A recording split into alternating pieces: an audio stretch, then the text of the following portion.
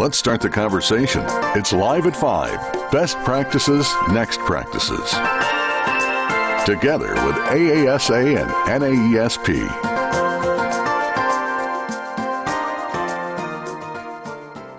Welcome. I'm Gail Pletnick from AASA.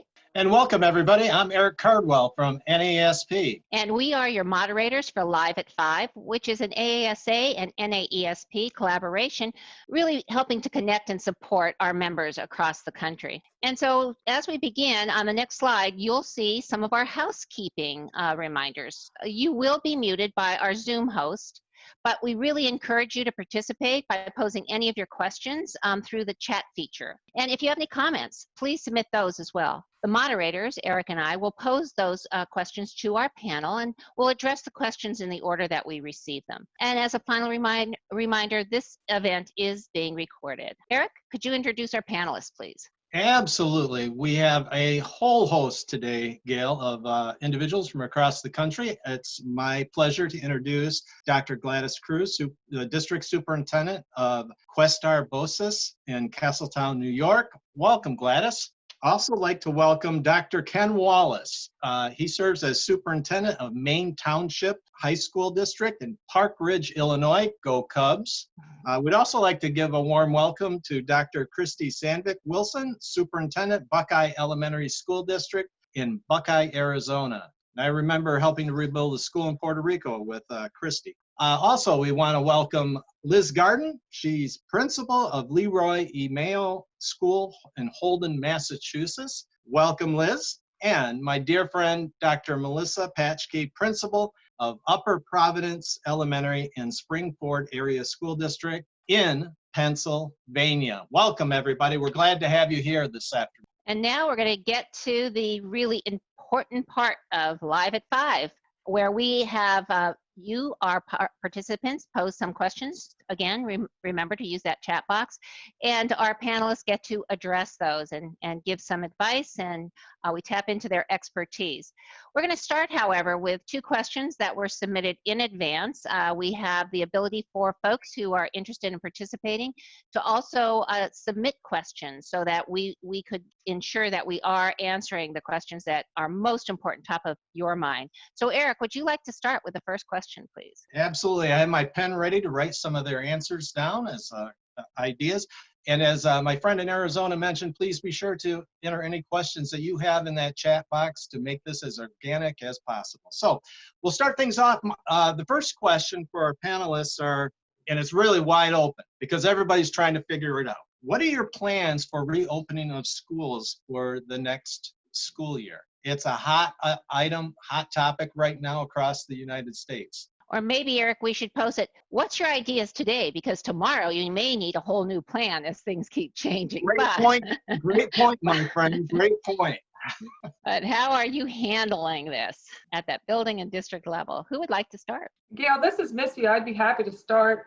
Thanks, Missy. Thank you, Missy. Sure. So I'm in Pennsylvania, and for those of you following the East Coast, Pennsylvania has different levels of how we're supposed to be stay-at-home order, that type of thing. I happen to be in Montgomery County, which is right next to Philadelphia, which is just recently moved to the 2nd tier, the yellow level. Because of that, we're in a very foggy zone as far as what's going to happen towards the end of August, which is when our schools will resume. Because of that, our administration has formed 4 different committees. One is to analyze and determine what schools would look like if we are forced to go full cyber. The second one is to analyze and present to our school board what would be the best hybrid situation based on the CDC guidelines and some of the information coming from our governor. The third one is a committee that is looking at facility use, whether we're in a hybrid model or full face-to-face resuming of schools, and what all has to be done from transportation to sanitation to kids coming in and out and taking care of employees as well and community. And then the fourth one is, what if we just resume school and this whole piece would go away, but yet we still have some social distancing issues, like how do we manage all those pieces K through 12? But right now we're in that prep mode so that whatever answer our governor and our health department give us, we're ready to roll with it. So basically plans A through Z and beyond. Exactly. Now, Missy, as a follow-up to, I just have a quick follow-up to that. So is that being determined by the governor, or is it local health departments out in Pennsylvania in coordination with local districts? So the answer to that is yes on all regards. Our governor has the final say as to whether schools move forward or not, sure. But what will happen next is the health department will determine the guidelines by which we can exist as a community. And then from there, our local districts have to determine how to interpret that, follow the guidelines, but also provide positive educational experience. We are definitely also exploring how we responded to the emergency shutdown, how we were able to provide education during that period, and what we can do better. Because even though we did a great job, we certainly know that it was a quick turnaround, and there are things that we can improve on. Thank you. Thank you so much, Missy. This is Christy Sandvik-Wilson. I am superintendent in Buckeye, and I just would like to also add a little bit to your answer, because in Arizona, we have sort of a similar situation. And what we're doing in our district, I've asked our local task force to look through several scenarios that have been put forth through the state of Arizona, put together what was called a reopening roadmap that I was a part of. So I had some knowledge on what that looked like. But locally, with our own school district, we set out a task force, and I designed it with the sort of three main subcommittees. And one was to really look at teaching and learning through the lens of teaching and learning. And the other was through operations and logistics. And then third was social emotional learning. And with the Arizona State Task Force reopening guidance, it is a lengthy document, but provides some, I would say, some guidance on different scenarios. So each of those three subcommittees are working through what does teaching and learning look like given the scenarios. In Arizona, we're still in phase 1. The governor has not put us in phase 2. That's yet to be seen.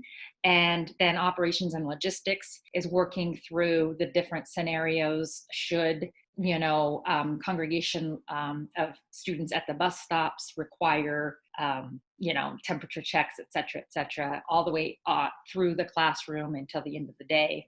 Social emotional learning, we know, is extremely important, and child welfare and child safety. So we've asked a committee of people, including parents and other folks that are near and dear to the profession, to take a look at what is it going to look like, that collective trauma that we know we're going to be faced with. Very, very similar to what you're talking about, is really looking through the lens of those three different areas and walking through a variety of scenarios. But like my colleague Gail said, it changes every day. And my one add there is that the more guidance we get, the more we are understanding there's a high price tag. And my prediction is that the guidance is going to change to be more flexible. And the more flexible we get is dependent on the dollar signs. So it's going to change even more. So right, Christy, so right. I'll be happy to jump in now. I'm Gladys Cruz, and I am the district superintendent of a BOCES in New York State. We have 37 BOCES in the state, and I have 23 districts in our region. So we have been talking about reopening with our 23 districts for quite some time now. And we have different groups. So we're working with the assistant superintendents for curriculum and instruction, talking about teaching and learning. We're talking about facilities with facilities groups. We're talking about transportation with transportation groups. So we've been doing a lot of conversations around, how do we reopen? And we put together a framework, I would say, for, studying everything that's out there, because you have to steal ideas. There are a lot of great plans out there. So we looked at a lot of the plans and we put our framework together. We shared it with our superintendents, and now we're going to bring, we brought in a group, and we're going to bring different groups to give us additional guidance on that plan that we developed, that framework, to ensure that we're covering all the bases. In the meantime, as you know, we're operating under the governor's executive orders. To date, the governor has, last time I looked, there were 39 executive orders. And every executive order, as you can imagine, comes with a bunch of questions. Get one executive order and have a whole string of questions attached. One of the latest executive orders is allowing us to do extended school year for students with disabilities in July. So that may mean that we have to, get all of this knowledge and everything we put together, get ready for bringing students in July. Another piece of the puzzle in New York State is that the Board of Regents and the New York State Education Department are holding, created a task force, and they're holding 4 regional meetings around the state, virtual meetings, to get input from all of the stakeholders. And they're addressing the following areas: health and safety, transportation facilities, nutrition, teaching and learning, digital equity and access, budget and fiscal, social emotional needs, special education, bilingual education, multilingual learners, English language learners, and staffing and human resources. So what we hope to do is get all of this, once we get all of this information, the state is going to put out a reopening guidance out of all of that knowledge that they gained. They're working with WestEd to put that reopening guidance together, and then we will share it and continue to work. But I think, we're doing parallel track, because I think it's important to get everybody moving and get everybody ready for reopening. Thank you. And Gladys, I just want to say there is no such thing as stealing in education. We permanently borrow things from each other. That's right. Would anybody else like to throw in what its reopening is at this point looking like in your area? Oh, Kitty, could you unmute Ken? I'm good now. Okay, thank you. Yeah. So in Illinois, very similar to elements that we heard from everybody, we are a high school district. So we've got 6,400 high school students in 3 large high schools. Our plants are about 500,000 square feet apiece. So one of the, and the guidance that we've gotten so far from the State Board of Education and from the governor's plan in Illinois, I don't know if about a week ago, it was announced that Illinois was the only state at that time that had met the federal guidelines for opening back up. So our governor's done a really nice job managing this in the state. I don't know if that's still true today, but the problem, and I think it might have been Gladys who said it, there's going to be a lot of things that emerge between now and the start of school. So we have a phased model in Illinois. Phase 3 is gatherings of 10 or fewer. Phase 4 is gatherings of 30 or fewer. And then the next phase available is phase 5. Well, phase 5 is post-vaccine. So there's a working vaccine. So there's a whole lot of room between phase 3 and phase 4 and phase 5. Based on the science behind phase 5, we don't think we'll be able to have every kid in school. In one of our schools, if you include the students and the staff, we're close to 3,000 humans in the building. So with social distancing, the math just doesn't work out. So what we have already presented when school ended a couple weeks ago, we went ahead and gave 3 scenarios to our parents based on what we knew at the time. And so scenario 1 was that we would be continue to do virtual learning. And no matter what happens, I've talked to a number of superintendents, and we're doing surveys of our staff. If you do surveys right now, probably at least 1 out of 5 of your parents is going to say, I'm not sending my kid back to school until there's a vaccine. We made a choice early on. We're going to honor that. We're going to continue to educate those students virtually. And I don't feel like we have a leg to stand on until there's a vaccine to tell that parent, no, we're doing school at school, so you have to come. So that's going to be a portion of our students under any scenario. And similarly, about 1 out of 5 teachers is going to tell you the same thing. So again, that's a little different, as you know, because now we have some employee employment issues. So those are issues that we've got working committees over the summer working with our teachers unions to try to, work through some of the logistical issues. But what we think is the most likely scenario is that we will do what we call hybrid or blended learning. I think, Missy, you use that term, which fits, where we will prioritize certain zones of our building. So take our current tech ed zones, our fine arts zones, our science zones. Special ed will become a priority, especially for the related services part of special education, that it's very hard to virtualize some of those things. So we will bring students in sort of shifts where we stay within our social distancing protocol. We have entrance and exit protocol. We have transportation protocols. And so that's the complexity. What I am telling people is, however hard we think the last 2 or 3 months were, next year is going to be infinitely harder. I really do believe that, because a couple of you have mentioned like some of the uncertainty. And in Illinois, one of the things that we think is going to emerge is going to be a ton of local control. That's a blessing and a curse in this context, because if the district next door decides, hey, we're all back in, well, we're all going to feel this pressure to sort of keep up with everybody. So it's going to be pretty complex. That's one of the reasons why we started communicating with our parents the moment that we finished graduations. Here's what we think, and then we started a Q&A. What are your questions? And so we just keep answering those questions just to engage our parents in the feedback loop. And then, I think there's still going to be a lot of things that emerge. I know there's a lot of pressure economically on getting schools back open. I understand that complex, interconnectedness with schools being open and the economy being restarted. And, if folks can't handle, where their kids are going to go, it's pretty hard for them to go back to work. So it's going to be interesting. And again, here's what I will say, and I'm really proud of colleagues in this state and around the country, where it's shown just how integral public schools are in every single community. It's really just brought to light how much more we are than just an educational service. Well, and Ken, you brought up a good point. As far as the number of kids that are not sure where they're going to be for next year. I think it was USA Today last week. I was reading said that 60% of 6 in 10 said they would pursue at-home learning options, with 30% saying that they would strongly pursue it. So, my hat is off to all schools as they try to grapple with staffing issues, with so many unknowns, not knowing where those students are.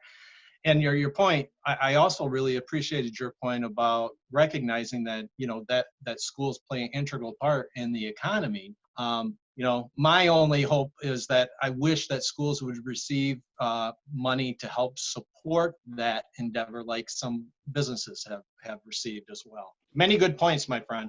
Thank you. So Eric, can I just add something to Ken's point? Because I want to say that high school districts are so different in that, when you talk, and Ken, you laid that out so beautifully, when you talk about 3,000 teenagers compared to K-8. I have almost eight, soon to be 8 K-8 facilities with about 1,000 kids, anywhere between 800 and 1,000 kids. But you laid it out so beautifully, and your point about talking to parents early on with the Q&A. I'm fortunate in that I have a really solid, intelligent senior staff that have really gotten innovative in terms of how do you take this new idea of, obviously, to your point, Eric, we don't have the staffing. In Arizona, we really don't have the staffing. We have some of the highest class sizes.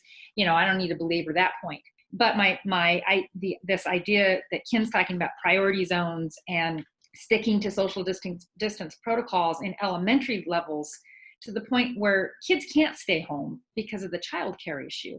In high schools, you have a little bit more flexibility there. They're old enough to at least not have to have a babysitter. Not saying that that's the right way to go, but at least, they're teenager age.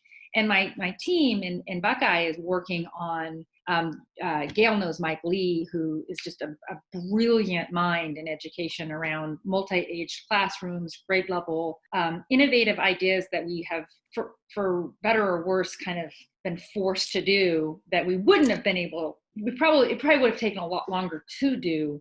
And the priority zone area coupled with, this multi-aged, multi-blend priority zone area for kids and teachers that can come back, will come back, is a idea that we're pursuing if it works along those lines of protocols and social distancing, just because we have to look at the ability to keep your class sizes small. The only way you can do that is if you reach up or reach down into your staffing. So it's a completely different way of doing school, but to get at the parent need to send kids back to school in a safe way. It's the only way in Arizona it's possible. So this is Liz Garden. I wanted to jump on and chime in because in response to the plan in Massachusetts, we're similar to what a lot of you have said, having these task force looking at different things. But there's 2 points that I was in some meetings last week where one was what Ken brought up there, that I feel like it's this hamster wheel we have to try to figure out how to bust through.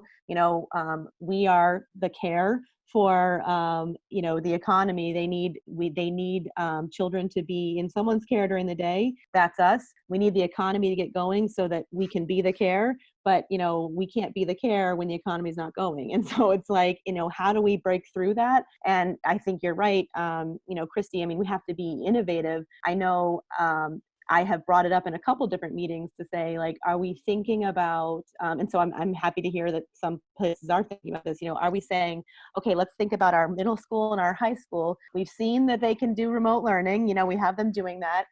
They can be home alone when parents have to go back to work. So, can we think differently about, hey, let's keep them going on that track so that our little ones who can't be alone, but also can't be socially distanced in elementary and preschool classrooms with the regular classes, so can we shift our staffing and shift our funds and focus down to the elementary and pre-K level during this time so that we can, meet both needs at both ends.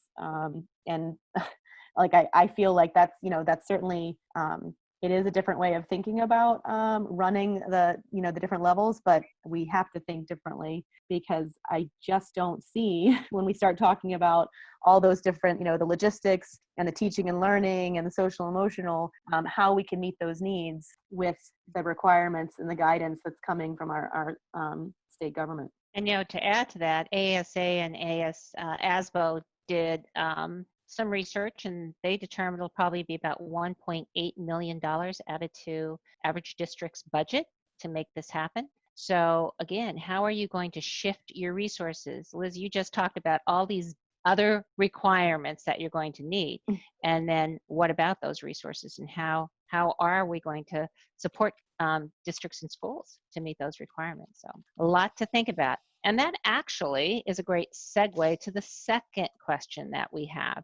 And what we'd like you to share is, so we have heard really about a lot of reflection, taking the lessons that you're learning and utilizing them to move forward. So thinking forward, what lessons have you learned that really are going to make a difference as you move forward to improving our educational system? So a lot has happened that we know is negative, but as we reflect on this, what are the things you're walking away with that you're glad that you've learned that lesson, and it's one you don't want to forget moving forward? Who'd like to start? Can I start? I know I finished, but can I start? Sure, Liz, absolutely. So this is Liz again. I would say, I just did some, I don't know if you have read Julie Wilson's The Human Side of Education, and I've had a chance to hear her speak, and I really have enjoyed reading her book, and so I use a lot of her resources. So recently with my staff, she had posed a couple questions in a blog post recently, and things like, what have we lost during this time? What have we gained?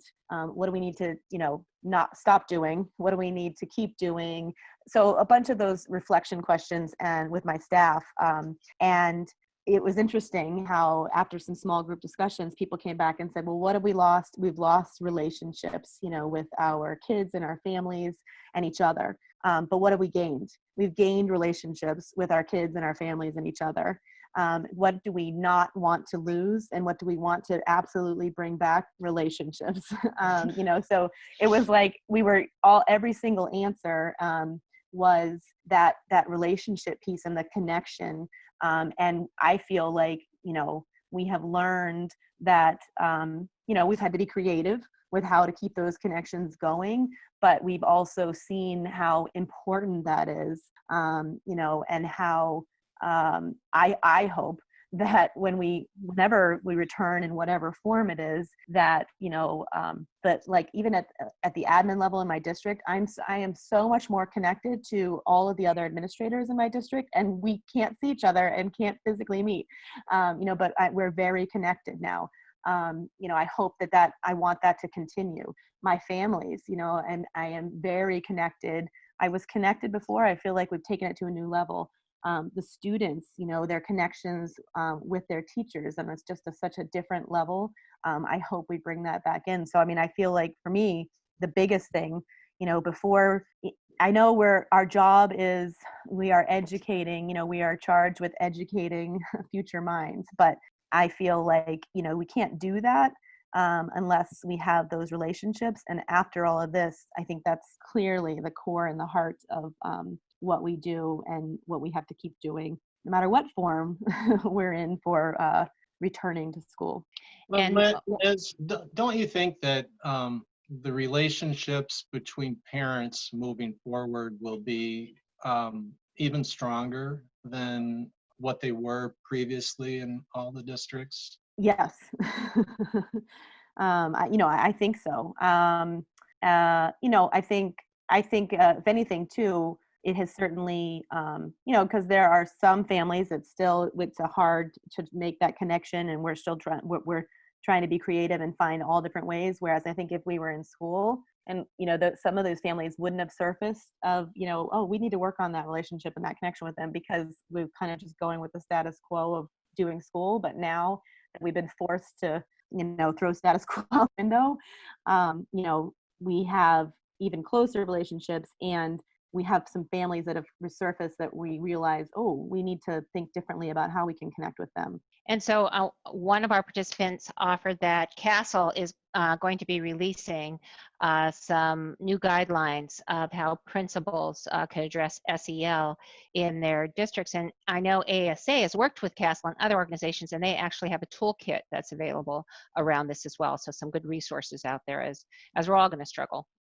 because you're right, you know, the glue, I always said, even as we work to redefine, redesign, and reimagine schools, the glue that holds all that together is relationship, relationship, relationship. So good point. Who else would like to comment on that? I'll jump in and just add to relationships, right, is communication. I think that during this time, we have had to communicate more. And the leader in the systems have to give a message of hope every time they communicate, because people are out there on their own trying to figure this all out. It's a new thing, it's hard.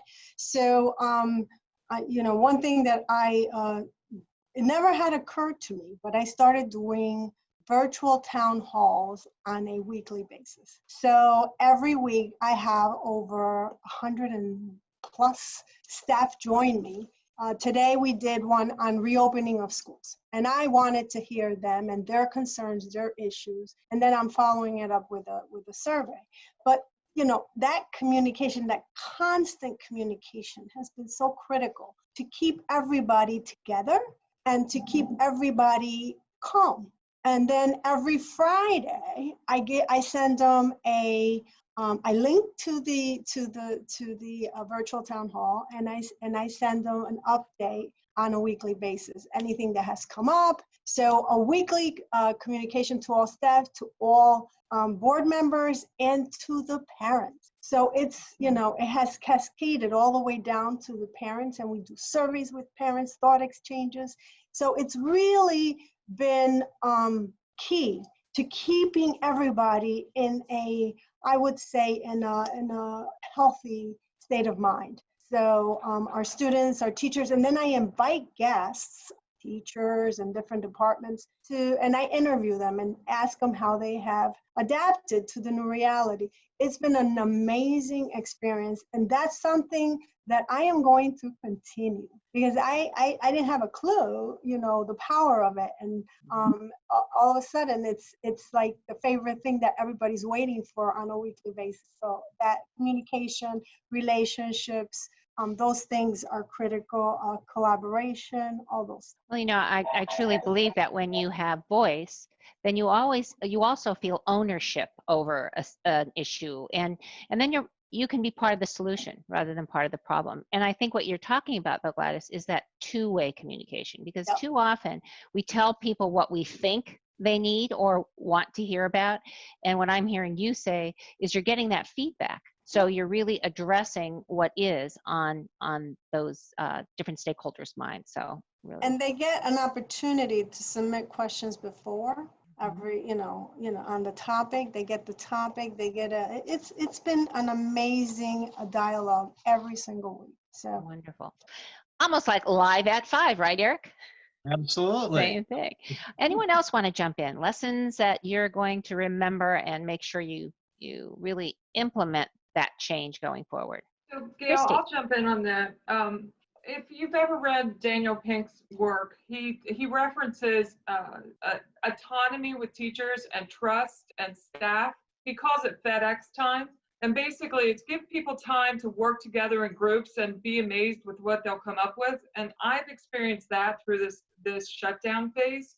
I saw staff become humble, become admittedly vulnerable, and look for support from each other. In saying that, if you look at John Hattie's work with collective efficacy, that is one of the most powerful things we can do, is to collaborate and believe that we're making a difference with kids. And I have never seen teamwork as pure as I did during this crisis. And I would say that at a teacher level, at a staff level, but also at an administration level. I work with 6 other elementary principals, and we were on Zooms probably at least twice a week, just making sure that we were sharing, we were supporting each other. And we've all said, we hope that never goes away. It's been an interesting but amazing experience. So Christy had her, was going to jump in next, but I know Ken's going to want to jump in on this, because in fact, he did a series for us with our personalized learning cohort this morning. And that was one of the pieces that he talked about and how important that was. So I know, Ken, you're going to want to add to that, but we're going to go to Christy first, then you can add after. Christy. Oh, wait, you've got to get unmuted. Hang on. Katie, can you unmute her? There we go. There we go.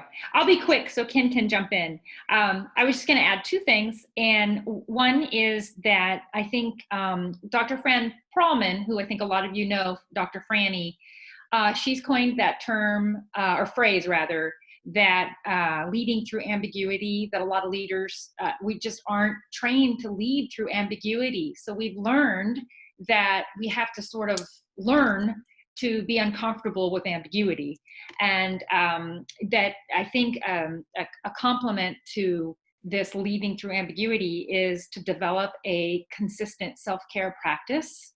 And by doing that, we sort of model the importance of being okay with taking care of yourself, so that the people you serve know that that is okay. And that includes, if we serve our senior staff leaders and then principals, pay that forward to teachers and principals on down the line. And the other thing I would just quickly say is, we all know that education has been sorely underfunded for as long as I can remember. And that, we can meet this moment by keeping the light shown on the cracks. And so, that's sort of a positive way to say, let's turn that into action. But we really have to meet the moment by making sure that we take the opportunity to get this sorely underfunded education system funded. So those are the 2 things I would say we are continuing to learn. And AASA is very fortunate because Christy is moving into the presidency. So she's president-elect, and we know that she is going to be advocating around all these really critical issues. So Christy, thank you for keeping them up front and making certain that, we're all focused on what we need to be. So thank you for your leadership. And Ken. Ken did an excellent job this morning. Again, we're talking about personalized learning, but all these pieces we're talking about, those are those components, those elements, and the positive outcomes. Really building relationship with each and every student, and knowing your student and being able to meet their needs. That's really what personalized learning is all about. So Ken, you shared a lot around, using those tools that we need to use, like collaboration. So what would you like to add to this conversation about lessons that we need to remember? Well, first of all, an observation, and that is, wow, what a panel! You guys are amazing. Just being on a discussion like this and hearing the really insightful comments has been amazing. In terms of what this has done in many, many ways is just sort of shine a light on things that maybe we overlooked or didn't take seriously enough or underestimated the power of them. In my district, we're very fortunate. We have all-in coaching. So we are just finishing our 6th year. Every teacher every year has an instructional coaching plan. And the power of that is that it actually builds capacity every year. And so as soon as this happened, and I can't remember who said it, it might have been Missy, but the staff being vulnerable in ways that maybe you didn't see previously, and that is just absolutely true. So our director of adult learning, Jill Karas, who's amazing, had sort of an all-call every morning, and people would come in with problems of practice. Now, one of our coaching strands is action research, where they research problems of practice and commit to a scientific study, and then report out on that scientific study, develop an independent dependent variable. And so it's created this culture where it's okay to be vulnerable. It's okay to be less than perfect. And because, as adults, as learners, we don't do a good job in education of making it okay to be less than perfect, making it okay not to be about the right answer, but instead making this learning journey about really evaluating and valuing the questions, the inquiry, the constructivism. And so I watched every day as our teachers would just, here's a problem I'm having. And Gail knows we do a lot of cooperative learning in our district. Well, how do I use Zoom and do cooperative learning? It can be done. You break up into chat rooms and you can put your groups together that way. And so there are strategies. How does the technology enhance the pedagogy that you've already practiced? You have learning routines for students. How do you do those things? And so I got to watch our amazing learning community in practice every single day. As the days went on, we needed less and less assistance, as you would expect. It's any learning construct. You want people to do increasingly complex things with increasingly diminished support, and that's what we found. And then we followed up with coaching with our teachers. The other thing I would say is the observation. We're in the competency pilot in Illinois, and it wasn't just a few years ago that you could even be in a competency pilot. But here's one takeaway that I can see. I always try to look for, what's the opportunity that's just presented itself. What I think this is going to do for us is really accelerate some of the innovations in our district around competency, because it sort of blew up the whole Carnegie unit construct of time. It has a relationship to learning, and it's kind of blown that up. So I think it's going to help accelerate our journey in competency in the coming years, just this real shock to the system. And you know what, I've been so impressed with Ken, and quite frankly, we have West Valley District in Washington, D.C., and I can go on and on with a list of the districts that are working with the personalized learning cohort. And when this all hit, their pivot seemed so seamless. Now, I know that's not completely accurate. It was not all that easy, but truly, they were just able to turn things around so quickly. But I think it's exactly what Ken just described. They have been working on this and on this journey for a long time. And so now what's happened is it's gas down, accelerator on, because we're all going to be having to make those changes adjustment. And I think it's going to have a very positive impact on education. And Ken has the data. That's the other piece. You know, when you look at test scores, you look at other indicators of success, they're all there. So we know this can be done. It's just, I don't think any of us expected that would have to be done in 24 hours, basically. You know, today you're in, tomorrow you're closed, and move on from there. So it's a big change. Any other comments before we move on to the next question? Anybody else? All right then. So we do have a question that came in. And basically the question is this. This morning, AASA had a webinar with AFT, and they were discussing union management collaboration and reopening schools. And one of the things is that you have staff members now that are going to be taking on duties they never expected. For instance, who is going to be responsible if every child's temperature has to be taken? And what are your food services and your cafeterias and those sorts of things going to look like? And how is that going to be managed? So anything that you've had to deal with, or how are you dealing with your staff in terms of these now duties or expectations in order to follow CDC guidelines? Anything that you've been dealing with, or any advice you can give as you move forward having to deal with staff?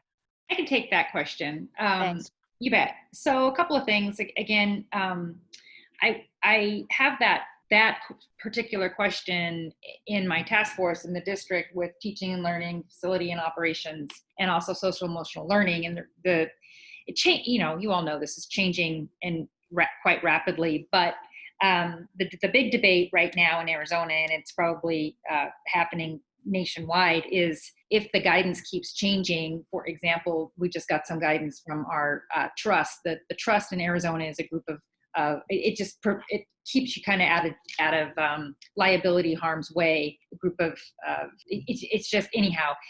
The point I'm trying to make is that a group of stakeholders are each, again, looking at who's responsible for that. If you're going to, and it's a local decision, if you're going to have students have their, for example, temperature checks taken at the bus stop, is that going to be a parent, you know, responsibility? Or and you know, we're working through all of that. But if the child then has a temperature, then who makes sure that the kid gets home? Further complicating is if you don't do any of that and you do the temperature checks. I just use that as an example. And you say, we're not going to do that at the bus stop, but we're going to do it at the school. You know, the teachers and the classified and the administrators are, in our district anyway, working through who does it, and does each teacher do it at the start of school, at the start of the classroom, and do you do that through your priority zones? And but I want to tell you something that came out of a meeting I just had with our governor yesterday. And what was interesting, the governor, or Dr. Krista, who's, anyway, the decision makers, because they're finally realizing it's just not doable for all the reasons we all know. My prediction is it's not doable because there's no money to back it. That guidance, like we just saw with the CDC guidance that was shelved, I think will go to the wayside. And I certainly don't condone this practice, but you know, it's certainly not safe. But I think what you're going to see in Arizona anyway, and who knows wherever else, but because we can't do it, because we can't fund it, because we can't figure out, you know, all of those things, we'll just shelve it. And then, you know, status quo. So, and that's just from a meeting that was just yesterday. And unfortunately, that's Arizona. And Gail knows all too well what happens in the wild, wild west. So And that is true, Christy. It is the wild, wild west. So. Well, and Christy, that begs the question, the CDC guidelines are the CDC guidelines right now, and would they possibly be revised to fit the scenario, which would be a travesty if we're dealing with safety of our students, staff, and parents. It would be, but I think at least in Arizona, I can't speak for the other states, but I think from what I heard yesterday, just based on the fact that it's not possible to do, and the other side of the coin wants the economy opened so badly that they'll be revised. I mean, it was said out loud that, you know, you don't have to have students eating lunch and breakfast in the classrooms. That's just a suggestion. And if you can't do it, well, we'll just unsuggest it. Well, that's a solution, huh? Right. So unfortunately. Anybody else have anything that they'd like to offer on this one?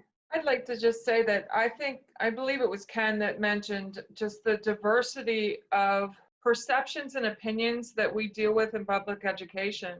One of our biggest challenges will be everything from those parents that are even afraid to send their children to school, to the other side where people that just don't believe that this is as concerning as possibly others are saying.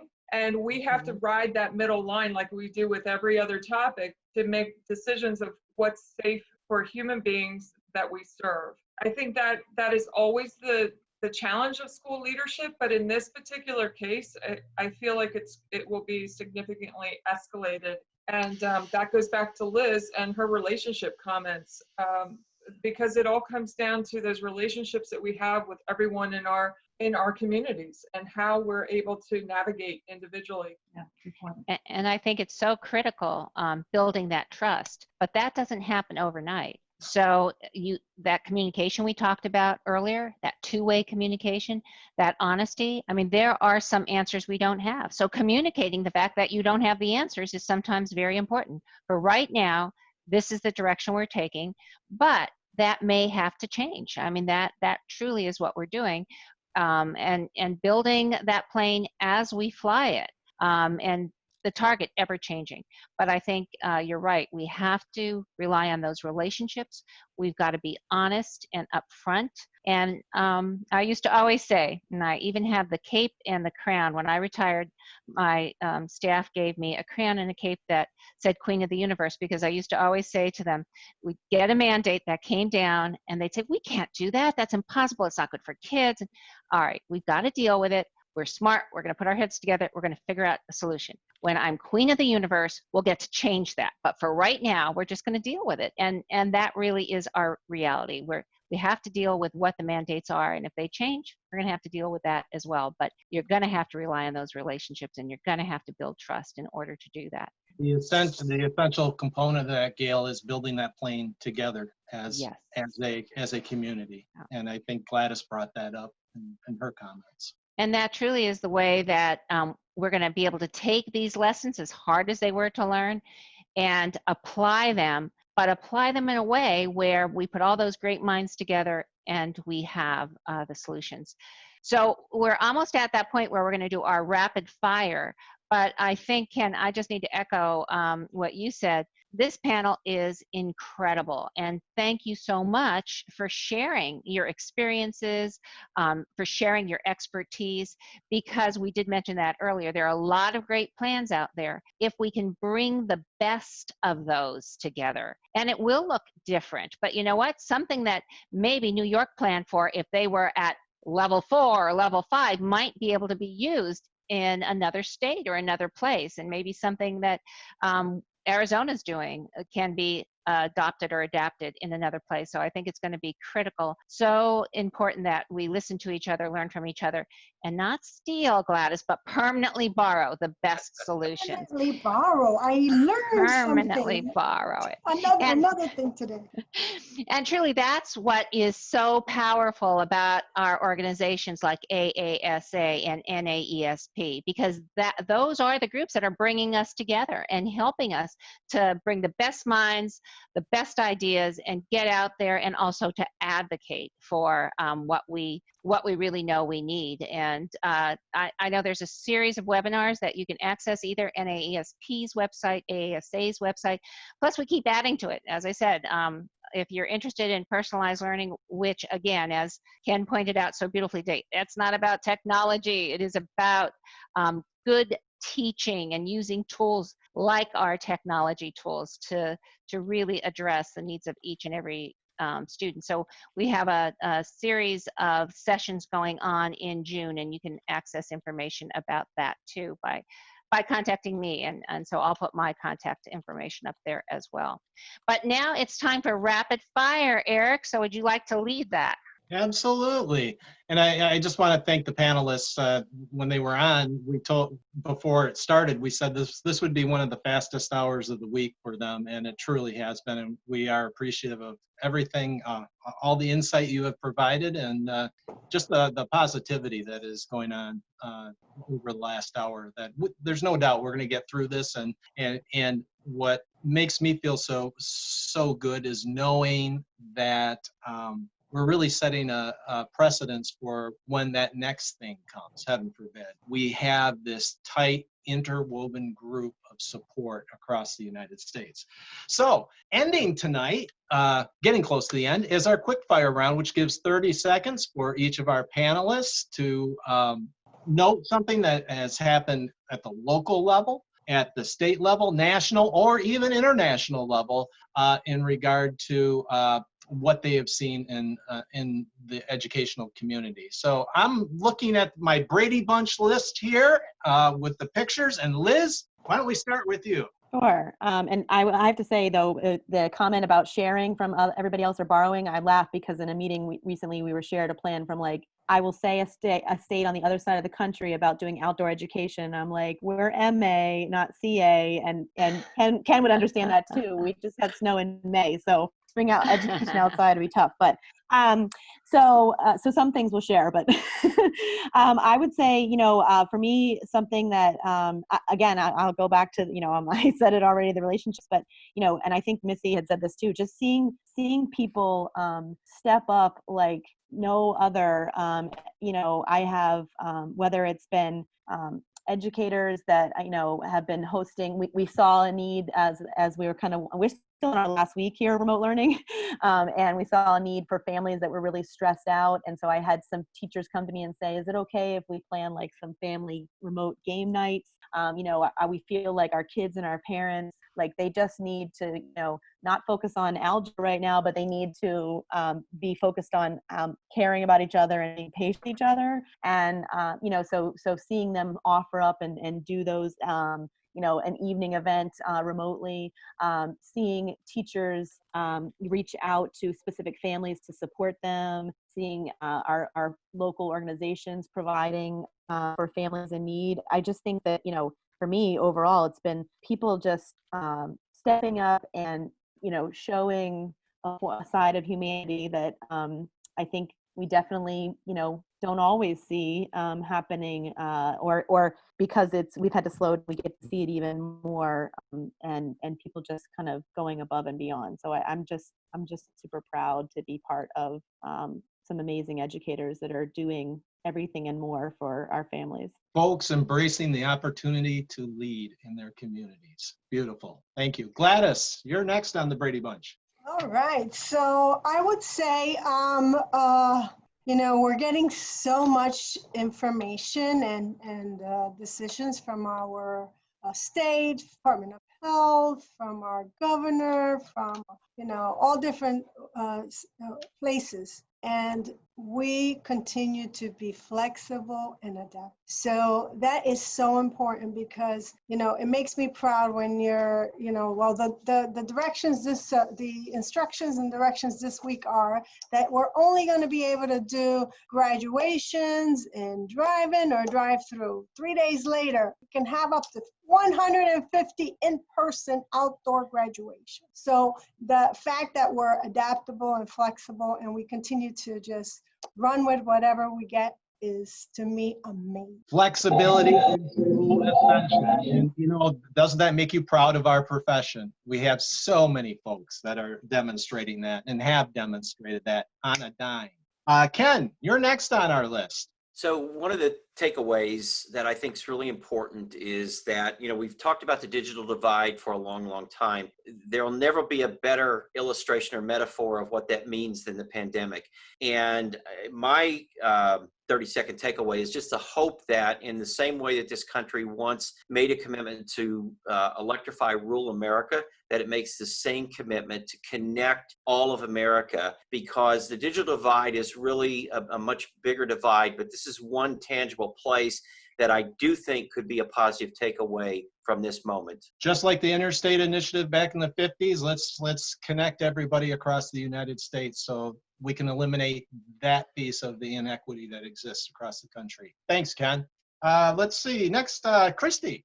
So I think that schools as the hub of the community, it's been often, it kind of ebbs and flows depending on the topic that we're discussing, but I think that has really been illustrated. I know in our district, we're a district of 6,000 kids, all Title I, anywhere between 80% to 100%. And we served, in March and April, we served about 165,000 meals in our community. And the reason I mentioned schools as the hub of the community that that's sort of resurfaced is, thousands of parents were really, really worried, and grandparents worried that their kids weren't safe. And food insecurity is just, it's near and dear to my heart, as I know it is to so many other educators out there. And, in public education, we're constantly trying to reach out through social media and make sure everyone knows everything we're doing. And, so this story, this untold story, and making sure the narrative out there is, look what schools do. We had a grandparent contact us from North Carolina, and if I had time, I'd read you the email and it would make you cry.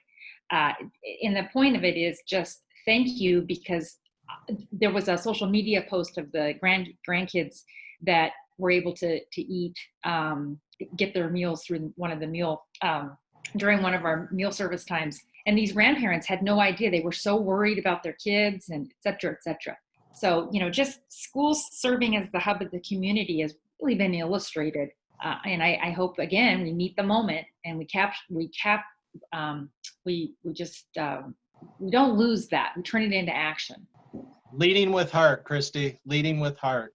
Showing our communities the love and taking care of one another. And maybe that's the silver lining. Missy, how about you? Okay, so I'll start out on a broad scope with open resources. I am just humbled and impressed by how many businesses, digital platforms, groups just reached out and said, we're making this free now. Use us, do what you need to.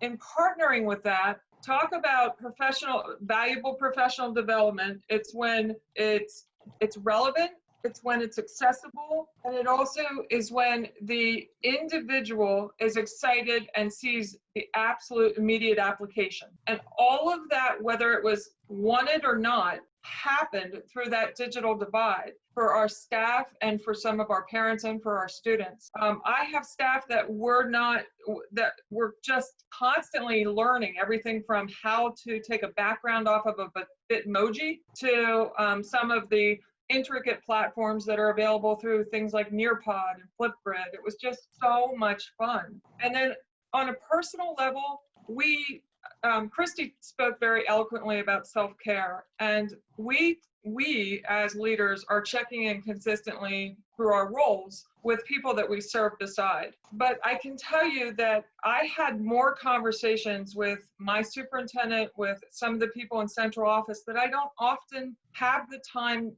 to have those conversations with. And the ones that were the most meaningful were the ones that started with, I'm just calling to check in on you. How are you doing? And that goes to what everyone else was saying about relationships. That emotional bank account will go for many, many, many years beyond this pandemic. And I can't be more grateful for it. That's perfect. So Eric, my friend, it is 3:02. So we are on borrowed time. We are on overtime. Well, we just want to again thank our panelists for participating today. If folks would like to participate next week, we'll be here for another wonderful Live at 5, and you can enter potential questions using the hashtag #NextBestTogether, because isn't that the truth? And Gail, I think one last advertisement. Do you want to take me back from Arizona, my friend? One last advertisement. We just wrapped up our first cohort of National Aspiring Principal, and it was such a wonderful experience, certainly for Eric and I, but the feedback we got was how valuable it was. And quite frankly, going forward, all the things we talked about, moving targets, just how leadership is changing. This is a great way to really invest in either your staff members or yourself as an aspiring principal. So if you're interested, you can find more information on the NAESP or AASA website. So thank you all. That's a wrap for Live at 5. Thanks, Bye. everybody. Thank you. Thank